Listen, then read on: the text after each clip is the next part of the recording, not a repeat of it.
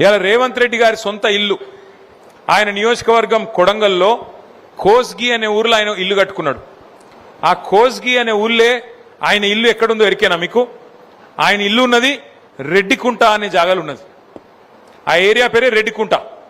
ఆయన కట్టుకున్నది కూడా తాలాబులనే కట్టుకున్నాడు, చెరువులనే కట్టుకున్నాడు, చెరువు లోపలనే కట్టుకున్నాడు. కానీ అది ఊలగొట్టాడట, దాన్ని ఎవడు ముట్టద్దట. ఎందుకంటే ముఖ్యమంత్రి కదా, ముడితే ఊకుంటాడా? అధికారుల ఉద్యోగాలు ఊస్ట్ అయిపోతాయి, అది ముట్టరట. ముఖ్యమంత్రి అన్న తిరుపతి రెడ్డి ఆయన ఇల్లు దుర్గం చెరువు హైదరాబాద్లో, అది కూడా శిఖంలోనే ఉన్నది.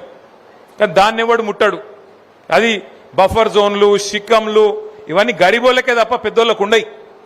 మంత్రి పొంగులేటి శ్రీనివాసరెడ్డి ఆయనది కూడా శిఖంలోనే ఉన్నది, హుస్సేన్ సాగర్ మన ఉస్మాన్ సాగర్లా, దాన్ని ఎవడు ముట్టాడు. డాక్టర్ వివేక్ మంత్రి ఆయనది కూడా అందులోనే ఉన్నది శిఖంలా, దాన్ని ఎవడు ముట్టాడు. పట్నం మహేందర్ రెడ్డి చెరువు మధ్యలో కట్టిండు గెస్ట్ హౌస్, దాన్ని ముట్టే దమ్మెవనికి లేదు.